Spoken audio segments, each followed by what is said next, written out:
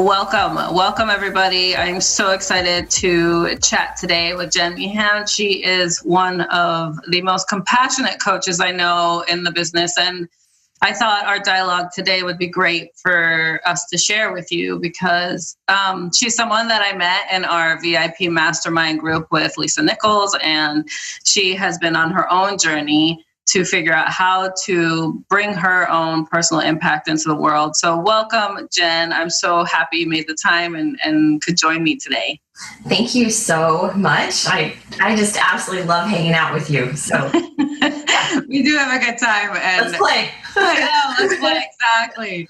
Well, so the Your Badass Journey podcast, what I love to kick off with is just allowing my guests to have a time to share their journey in their own words, and basically, give our listeners an idea of how you got to where you are today and also what you're focused on right now in regards to your own badass journey in business and in life.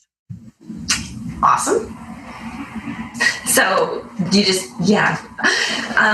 so I live in San Diego. I have 3 teenagers. My oldest is 19 and she graduated a couple years ago. My son's graduating this year from high school. And I've been married to my husband for 23 years. We met in high school. We were 15. Wow. It's just been it's been an amazing journey. It's like we've been multiple people through the marriage. And the way that it's worked is that, we both change and we are changing together, which has been really helpful. We're both students for life and always wanting to evolve and become the best person we are. So that's my personal. I am a total geek about technology. I love technology. I like technology where it helps people. And I just realized recently that with the coaching that I do, it's kind of like programming people. Mm-hmm. And their businesses and implementing programs into their businesses, not necessarily software, but more of, software on the inside of them, changing mindset, and then putting in systems into place in their businesses and hitting play and letting it go.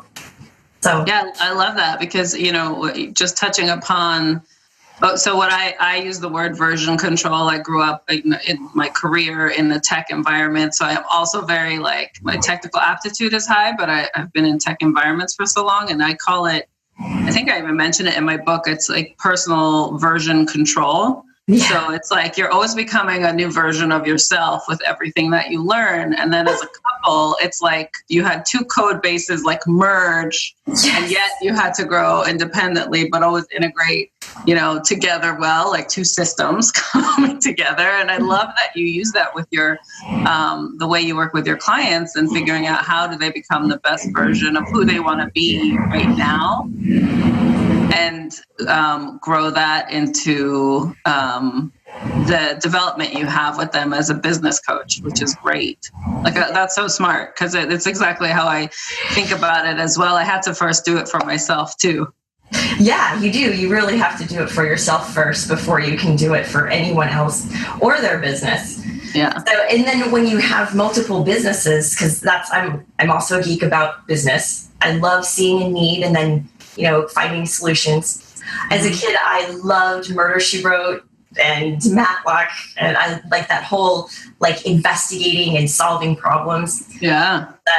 It was super fun. And now to be able to do that in business, I don't know if you feel the same way. It's like you're always on an adventure, and each person that comes to you with their different things, it's like you get to help them solve the mystery. And yeah, what I love about it is that it creates all sorts of variety in my life. Each problem that comes across or each challenge that my clients have, even for myself, growing my own business, I thrive in variety and I have certainty in myself that I will find the solution. So I love that we have that in common because I think it's a gifting to be able to also be that sounding board for others when they are feeling challenged or have obstacles to overcome, and plow through it. And what I love about your journey, and I would love for you to share with our listeners as well, is that, it hasn't always been sunshine and roses when it comes to business. And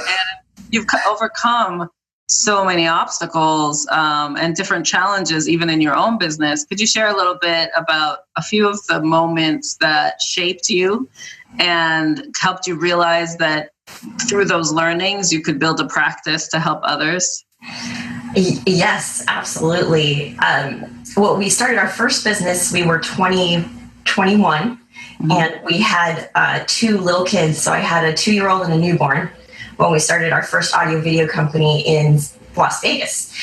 And the things that we had to learn, we lost our house during that process, our cars, and you just kind of keep rebuilding. We had to go cash based. It was kind of rough, and we hung in there. We kind of, you learn a lot about juggling family and your relationship. And in that process, I actually ended up hating my husband.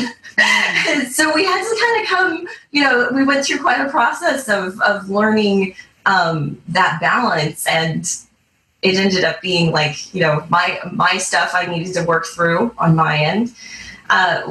In business, we had moved and left our one business to a partner.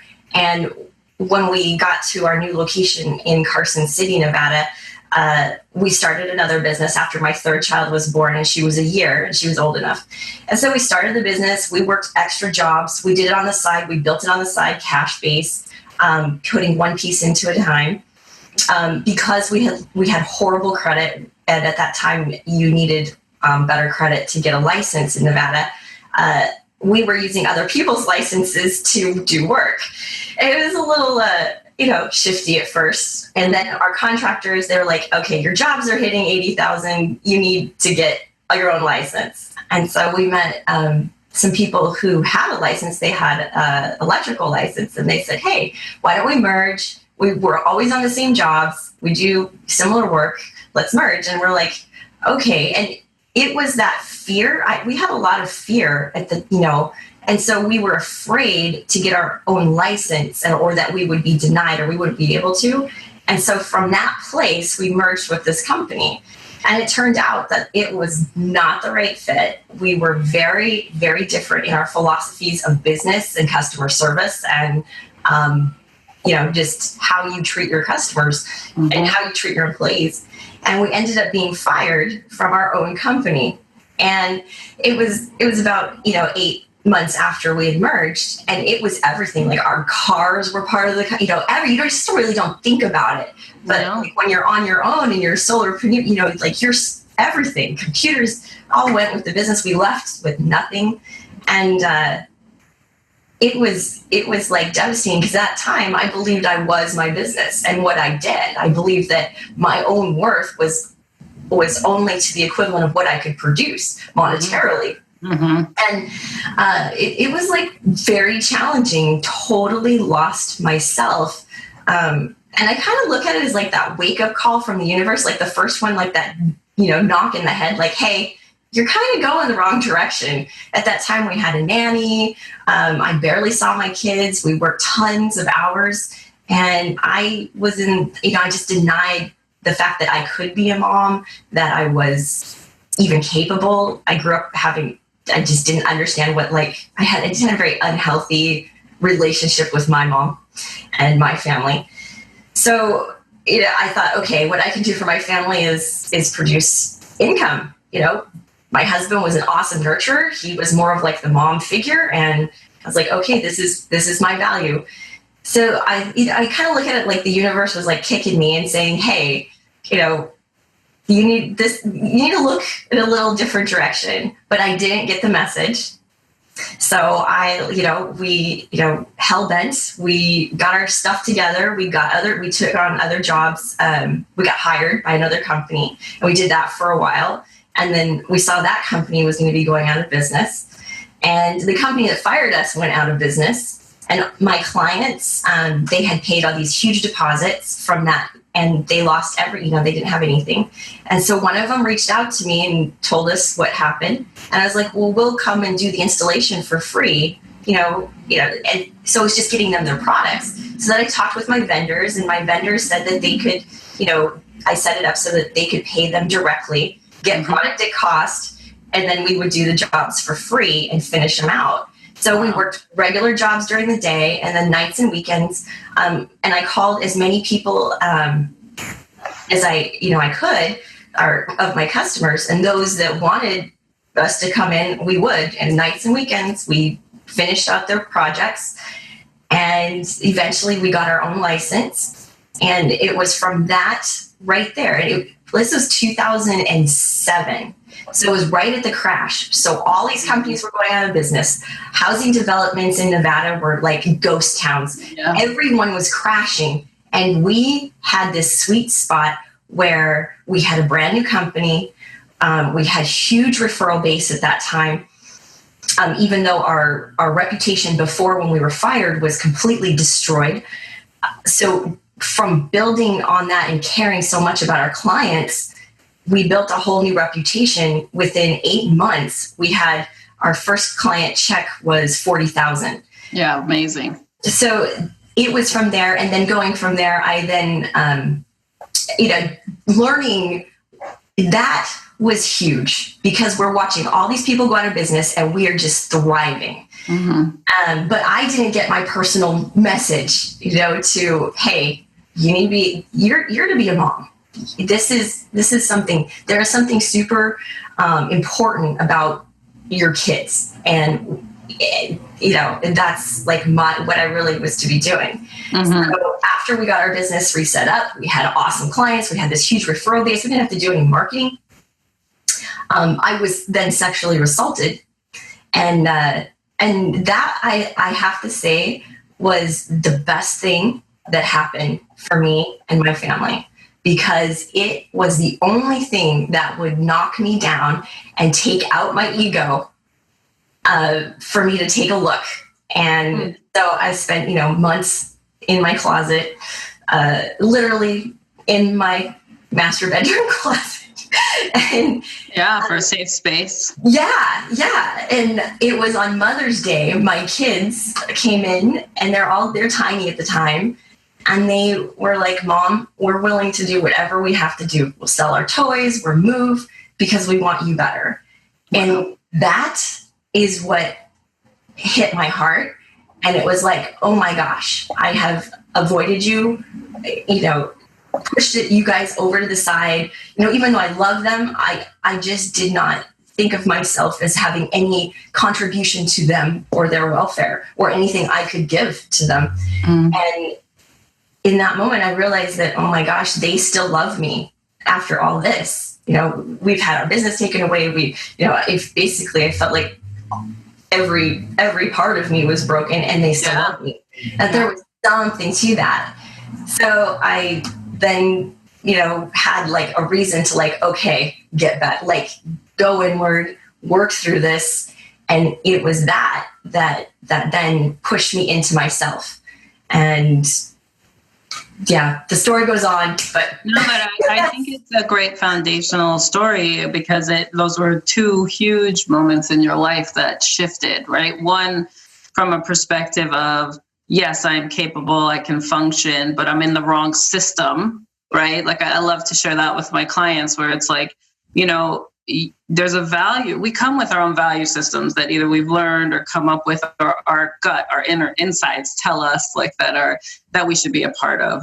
And then we go and enter all these additional systems to think that that's the only place we can make it work for us, or that we have to comply because they're the ones paying us, right? Right. And then those systems tend to fail us, whether it's in your case, the bank, them taking your business away from you basically and letting you guys go, and still proving that you're capable in a new system that you created for yourself, which is beautiful, because that's what most people do when they go from working for others to working for themselves, and then figuring out that path, because it's their value system that they want to shine and feel good about each day, right? That drives them. But then to have your own personal system violated in a way through assault that then shows you what true unconditional love looks like. It sometimes takes us like we have to almost be debilitated to rebuild, right? And really recognize the gifts that are right in front of us and the choices that we make each day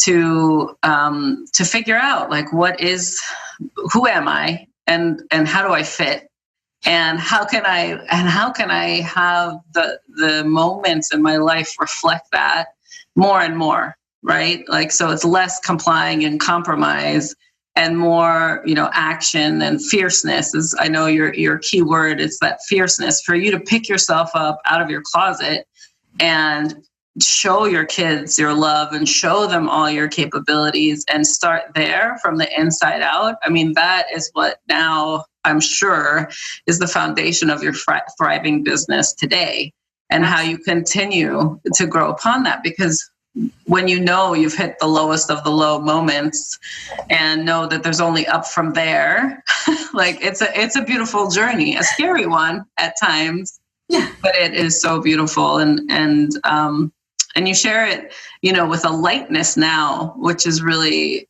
great too, because you can really see how far you've come from that moment. But also knowing that because of that moment, it probably sparked some empathy for you in your own practice today. Oh, yes. Yeah. Right? Like you can relate. And one of the things I always say for me is I'm highly functional in my dysfunction. That's great. Right? Like, because if I think about my most pressing, lucrative years in the past of like building up my career and push, like that push in me, but how broken I was on the inside, doing it all, no one knew. No one knew.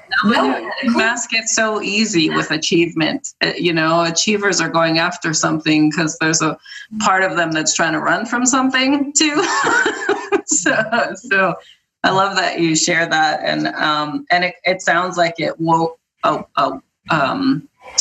What I wrote down as you were talking, it was like a compassionate awakening. Yes. When your kids came into that closet with you and just told you, listen, you're more important than anything we have and anything we know. And I mean, what a beautiful moment to awaken your heart again, to realize that there is love, there is trust, and that you're capable and that you're wanted.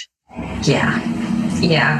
And before, I had just had this huge shell over my heart. So everybody on the outside, thought everything was great. I mean, but I was truly in a mask. I had disguised who I really was. And the person I portrayed out in the world was just this thing I created. It was not me.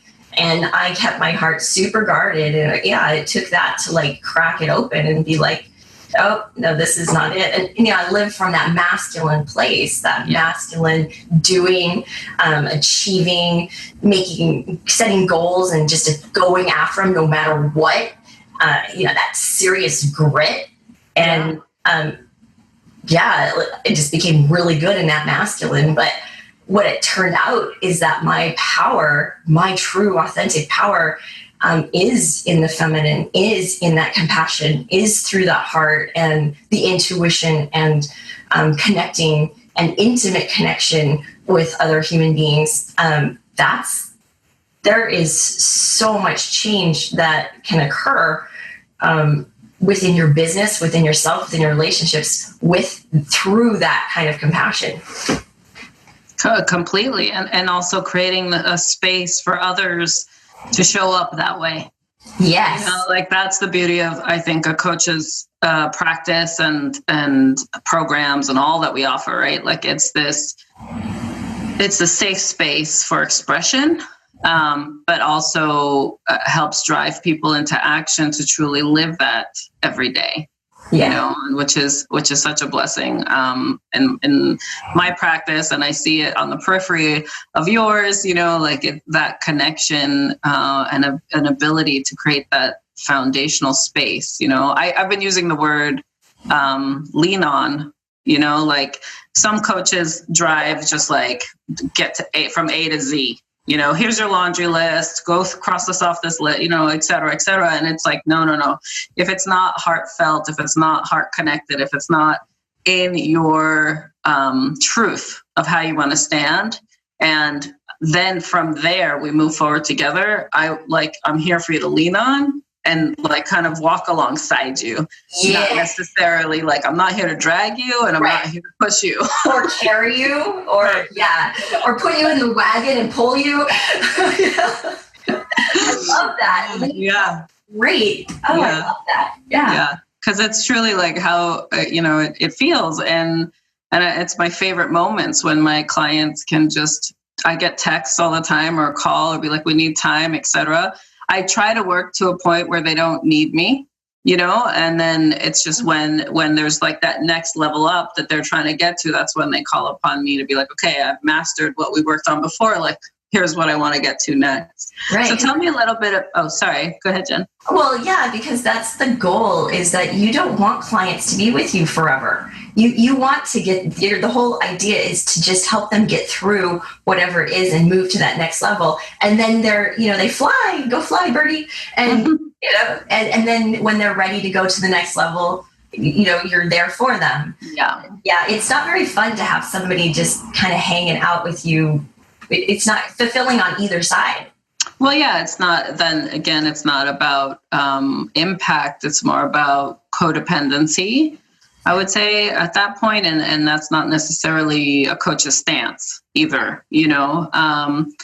There are moments of quiet for sure where someone needs to kind of marinate on what they're working on, but to be there and guide them and just keep asking questions and probing to help get into action really is the goal. I'm curious for now where you are in your business. Obviously you had those several businesses with your husband and now you're branching off and doing your work. Can you explain to folks like what your focus is today and who you really enjoy working with, and some of the impact you've had as of recently so that they understand, your journey now? Yeah. So we still have multiple businesses, and which is really fun. They're in very different industries. There's one that's a property management company in Nevada still, even though we're living here in California. It's great. I just figured out I have not stepped foot on that business in almost a year. And because I got so many systems, at first it was really challenging. You got to set it all up. Yeah. And then, you press play on the program. So it's kind of cool to just know that I have, that. And then we have an audio video subcontracting business here in San Diego. My son works with my husband in that. And then I'm doing the business coaching that we're growing that into something bigger so that eventually, so right now it's a baby business, which means I am trading time for money. Mm-hmm. And we're putting the systems in place right now so that it will become more of a full-blown adult business that generates income and you're not there, babying it. It's no longer a baby. So that's kind of where we're at. And then we have plans for multiple other things. We want to do an event company, a retreat center. We would love to work with couples and intimate, teaching people who are in business, couples, how to do what we're doing and manage that. So that's my specialty, is that I help people get to their genius and understand how valuable their genius is. Because there's this thing where we're taught that it has to be hard, that we have to be, it's got to be challenging. And I found a lot of people have trouble charging for something that they have so much fun at. It's just, and truly that's your gift, because other people aren't, they need that. But even though it's just so easy for you, it's challenging. So getting people through that, understanding their gifts, and then building the business around it so that it isn't, it's an immature business. So we build it so that it's, they aren't trading time for money. They're building it out. I love people who have multiple businesses, somebody that's already been in business, having their own business that's already running, but they're now ready for doing something that they're passionate about. And then people who already have set it up, they're already in that process of, they have their businesses running, they're doing their passion, but they want to take it to the next level. And it's just putting the systems in, possibly clearing out some limiting beliefs. I realized that I spend quite a bit of time in the personal development arena and just a portion in the business systems area, because I can bury you in what you need to do, but it has blocks. So it's kind of it's a fun adventure with each of my clients. Oh. And then I have a book that I've written that's about my journey. And it gives those tools in the book to be able to get to new beliefs and open your mind and get to a higher perspective of understanding and forgiveness. I really don't use forgiveness, more of understanding and bigger perspective of what's going on in your life to be able to cope with the chaos and the stress that comes in with having multiple businesses and children and a life. Yeah. Yeah, it's that integration point. What's beautiful about your skill set and what you bring to the table is that it's not just about doing the do.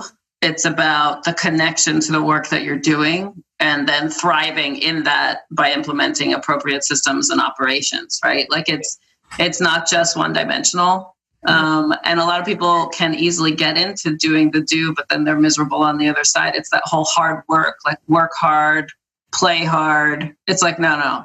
Like if your work were play and you got paid to do it, wouldn't you do it? Yeah. Well, and that's the game. It's how many systems and things can we put into place so that what our work is, it's super meaningful and your work gives you joy, but you have as much time and freedom as you want to do other things and play. It's like a game to see, okay, how much free time can I give myself and still make an impact in the world and change lives and, elevate humanity. Yeah, I think that's beautiful. And as you've been building out that practice and writing your book and managing your other businesses, and obviously your kids are going through their phases and their exchanges, what do you feel has been most impactful to them, your children, through this process? And what do you think, if someone were to ask them, like, how do you explain what your mom and dad do? What do you think they would say? I'm just curious. Oh my. Okay. So I think that, kids, I run my kids like I run my businesses. I do, it's all the same. It's all systems, but you program them, and the way that you program them is they watch what you do. They don't listen at all to what you say. You might as well not even have a mouth. Like it doesn't. I don't even know.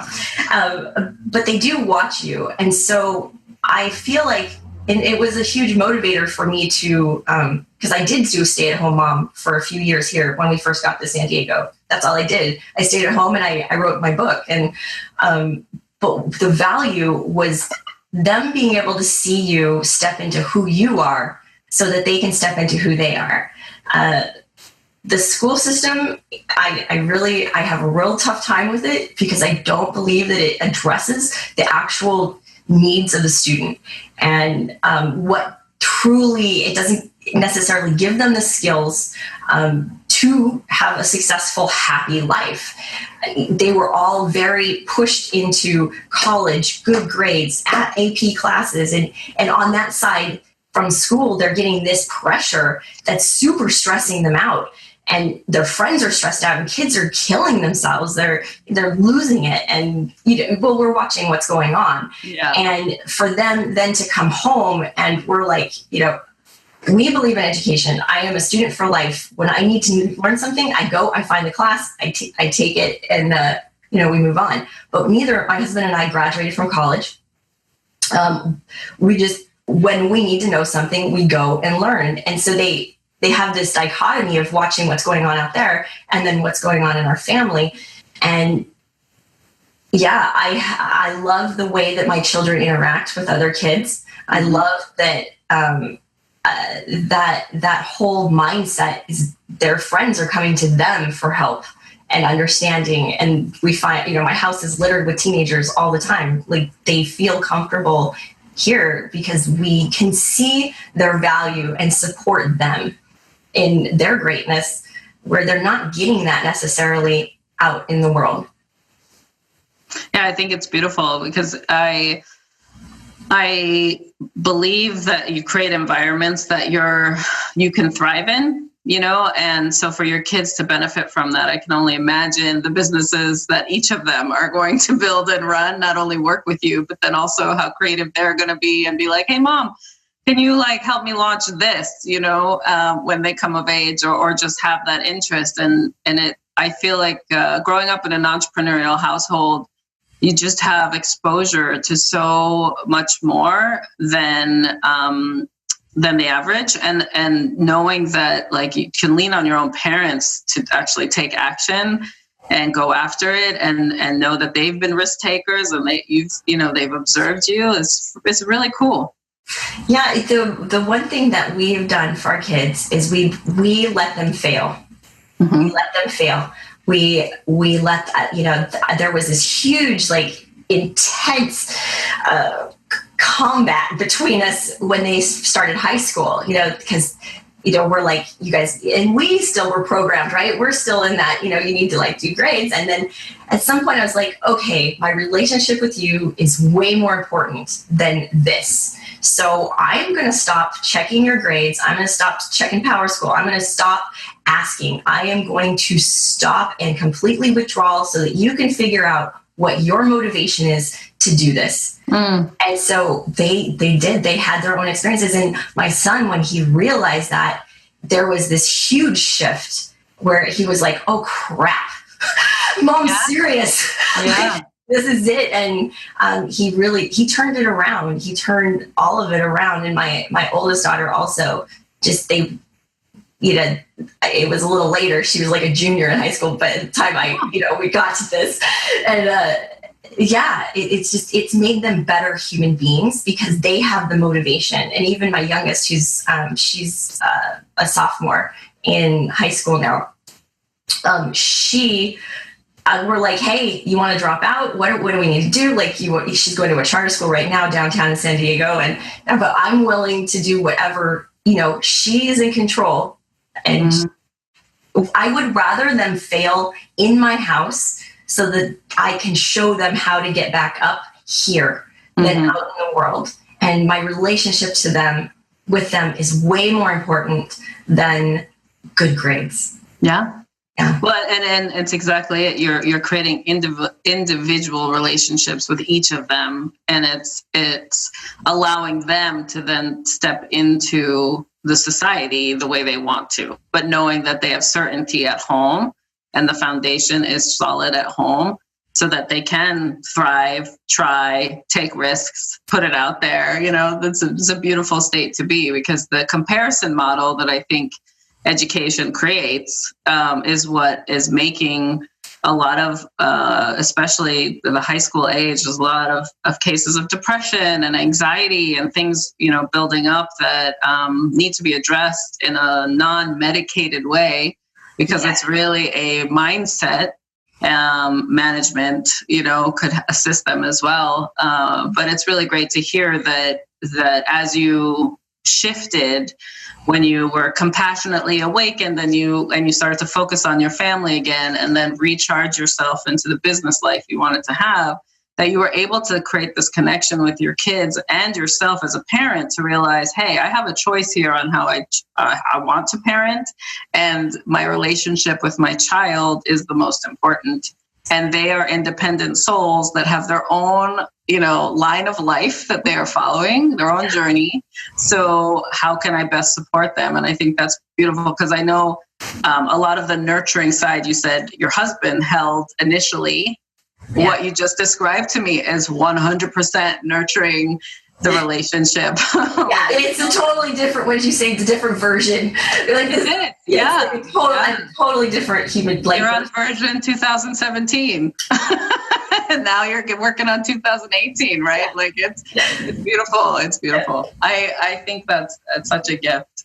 If you think about the word badass, obviously I explained what it is for me previously, but I'm curious if that has any sort of definition for you, or does that word resonate with you? I'm always curious how people perceive the word. I love the word badass, and how badass resonates with me is that it is Someone who owns who they are, who can see their value and then bring it out into the world and be that person anywhere, the same person, and contribute to society. So a badass to me is somebody who doesn't look for outside validation, that their validation comes on the inside and they just exude it.